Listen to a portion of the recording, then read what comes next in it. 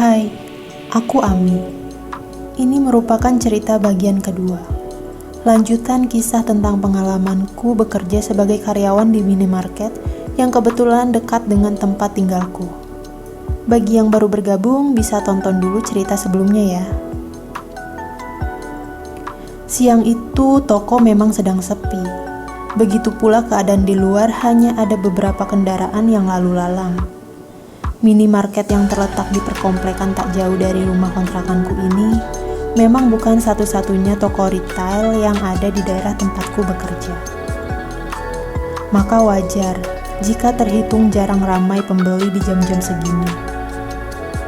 Dan juga mungkin hal itulah yang membuat Mas Agus, sang kepala toko atasanku ini, begitu berani melakukan sesuatu yang sungguh di luar bayanganku. Entah apa yang ada di benakku juga saat itu. Aku seolah hanya membatu ketika dia dengan kurang ajarnya melecehkanku. Tak lama berselang, ada pembeli yang masuk ke toko untuk berbelanja. Kami berdua sontak panik dan aku pun seketika melepaskan cengkraman tangan Mas Agus yang masih saja erat memegangi pundakku. Pikiranku saat ini sungguh kacau dan tak bisa berpikir apapun selain mencoba sedikit merapihkan rambut dan bajuku yang sedikit kusut. Namun, ketika aku akan pergi menuju meja kasir untuk melayani pembeli tersebut, tiba-tiba tangan Mas Agus kembali menahanku seolah menarikku. "Udah Mas, lepasin nanti kelihatan orang," ujarku sambil mendorong badannya dan lekas bergegas ke arah meja kasir. Dan ketika sedang melayani pembeli, aku melihat mata dari pembeli tersebut seakan-akan fokus memperhatikanku. Dan saat itu juga perasaanku menjadi canggung. Seperti ada yang tak beres dengan mukaku. Atau jangan-jangan orang ini melihat apa yang aku perbuat bersama Mas Agus barusan. Oh my god. Jika benar begitu, maka sungguh sangat memalukan sekali rasanya. Aku seketika menjadi begitu salting, hingga setelah menyerahkan uang kembalian kepada si pembeli tersebut, sesaat aku melihat mimik mukanya yang tersenyum sebelum pergi. Apa ini hanya perasaanku saja? Yang jelas, aku menjadi sangat gelisah dengan kembali mengingat hal barusan yang kulakukan bersama Mas Agus. Bagaimana bisa aku tak melawan ketika dengan sengajanya dilecehkan? Sejak kapan aku menerima begitu saja perlakuan seperti tadi dari seorang lelaki selain suamiku? Kegelisahanku sekarang begitu nyata. Langsung kutinggalkan meja kasir dan lekas ke toilet hanya untuk sekedar ingin menenangkan diriku. Tak tahu apa lagi yang akan kulakukan saat itu. Yang pasti saat ini aku sangat butuh ketenangan. Dan untungnya sampai tiba di toilet gudang toko tak kutemui Mas Agus. Masa bodoh pikirku. Kenapa juga aku jadi terbayang lagi sosoknya dan kejadian tadi. Tak lama lamunanku pecah ketika mendengar suara ketukan pintu diiringi suara panggilan Mas Agus di balik pintu. Perlahan ku buka dan terlihat sosok yang baru saja kulamunkan. Di situ Mas Agus langsung menanyai keadaanku. Aku hanya tertunduk tak berani melihat matanya. Tanpa ku jawab pertanyaannya, aku langsung melangkah keluar meninggalkannya dan pergi meninggalkan gudang. Sampai jam pulang tak ada kata-kata lagi yang keluar dari mulutku. Walaupun beberapa kali Mas Agus menghampiriku dan mencoba mengajak bicara, aku selalu diam dan menghindarinya. Sesampainya di rumah, hatiku merasa sedikit lebih tenang. Entah beberapa kali ku hela nafas panjang dan mencoba memikirkan hal lain untuk bisa membuang pikiran-pikiran aneh yang mulai ada di kepala ini. Namun tetap saja, bayangan akan kejadian tadi begitu sulit dihilangkan. Dalam keadaan sendiri memang sepertinya tak ampuh. Aku sangat butuh teman yang bisa mengusir kegelisahanku sekarang. Seorang teman yang bisa menjadi tempat curhatku. Setidaknya bisa memberi solusi dengan keadaanku yang sedang bingung. Tak mungkin aku bercerita tentang hal ini kepada Mas Iman, suamiku. Ketika sebelum ini aku begitu bersemangat meyakinkannya agar bisa tetap bekerja.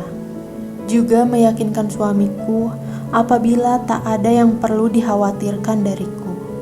Namun setelah aku mengalami sendiri hal yang ditakutkan oleh suamiku, apakah aku harus segera berhenti bekerja untuk bisa terhindar dari perasaan aneh ini?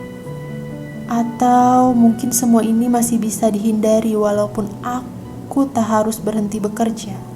Ya, mungkin aku hanya cukup menghindari Mas Agus saja ketika toko sedang sepi. Dengan begitu, dia tak akan bisa macam-macam denganku. Malam ini aku tak bercerita apa-apa pada suamiku. Jelas, aku masih ingin bekerja ketimbang menganggur di rumah. Keesokan harinya ada perasaan yang begitu berat buatku untuk berangkat kerja. Mungkin baiknya hari ini aku cuti saja. Ya, untuk sekedar mempersiapkan mentalku untuk bisa pulih seperti sebelum kejadian kemarin. Karena percuma juga aku bekerja dengan perasaan tak menentu seperti sekarang ini. Lalu aku pun menelpon Mas Agus untuk meminta izin jika hari ini aku sedang tak enak badan dan ingin beristirahat di rumah. Terdengar jawaban Mas Agus yang begitu khawatir dengan kondisiku. Dia pun sempat menawarkan diri ingin mengantarkanku berobat. Namun aku menolaknya. Aku hanya bilang jika hari ini cukup beristirahat saja di rumah. Mungkin besok bisa pulih dan kembali bekerja. Mas Agus masih terus memaksa mengantarku ke dokter. Dia sangat mengkhawatirkanku dan dia ingin berniat menjemputku. Tapi aku kembali menolaknya. Aku takut jika nanti suamiku tiba-tiba pulang. Alasan yang sebenarnya Mas Agus pun tahu, hanya kubuat-buat saja. Memang sih sebelumnya aku bilang kepada suamiku apabila hari ini berencana tidak bekerja dan ingin beristirahat di rumah. Suamiku sendiri tak menanyakan alasanku memilih izin tak bekerja. Lagi pula apa pedulinya sih dia denganku sekarang? Hari itu memang ingin kuhabiskan dengan menonton TV saja sambil membuka sosmedku di handphone. Sekitar 1 jam begini terasa suntuk juga. Dan saat itu handphone berdering ada panggilan masuk. Dan saat kulihat ternyata dari Mas Agus. Sengaja tak kuangkat panggilan teleponnya. Namun selang beberapa menit kini ada yang mengetuk pintu rumahku. Duh, siapa sih siang-siang gini yang datang? Apa mungkin Mas Imam suamiku sengaja pulang cepat karena merasa khawatir? Lalu aku pun bergegas untuk membuka pintu. Dan betapa terkejutnya ketika mendapati ternyata Mas Agus lah yang ada di balik pintu saat itu. Aku hanya terdiam sesaat ketika melihat wajahnya yang tak kusangka akan senekat ini mendatangi rumahku. Mas Agus pun menjelaskan tujuannya datang ke sini karena benar-benar merasa khawatir dengan kondisiku. Ia lantas menyodorkan bingkisan yang sengaja dibawanya untukku.